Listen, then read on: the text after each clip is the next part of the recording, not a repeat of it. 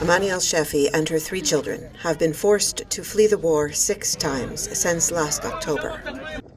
The first place they fled was their home in Beit Lahia, northern Gaza, which, she has been told, is now a pile of rubble. We fled because the bombardment was non-stop and I was terrified, but there was no message or any kind of warning.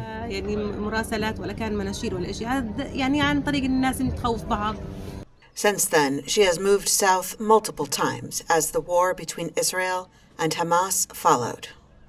When she reached the southern border city of Rafah, she set up camp with most of the Gaza Strip's 2 million plus population, as famine in the north began also to creep south.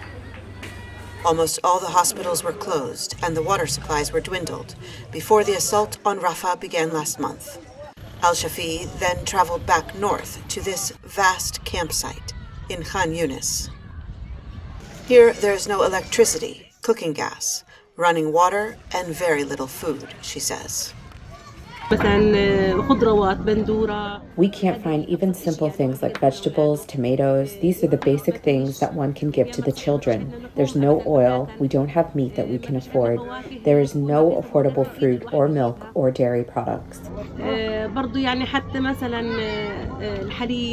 United Nations says roughly 120 million people are now forcibly displaced worldwide, living outside their homes, forced to flee wars, persecution, and other human rights violations.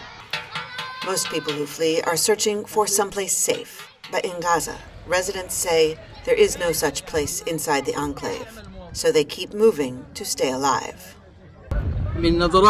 Look with mercy at the children, women, and elderly who were killed and are still being killed, the houses that are demolished over the heads of their residents. Few families have escaped Gaza, but the vast majority remain because the borders are closed, and escape requires far more money than most displaced people have left. And many people, like Farhad, say they wouldn't leave even if they could, lest they lose their homeland forever. Gaza's Ministry of Health says more than 37,000 people in Gaza have been killed, and more than 85,000 injured since the war began in October, after Hamas killed 1,200 people in Israel and took more than 250 hostages in a surprise attack. As summer heat sets in and the battles continue, more civilians are expected to die from sickness due to lack of food, healthcare, clean water, and sanitation. Even if the war ends tomorrow, says Al-Shafi, Gaza is already in ruins. Gaza will be frightening. It will look scary. It will be very terrible in terms of the lack of electricity, water, the destroyed land, the destroyed streets, and the destroyed houses.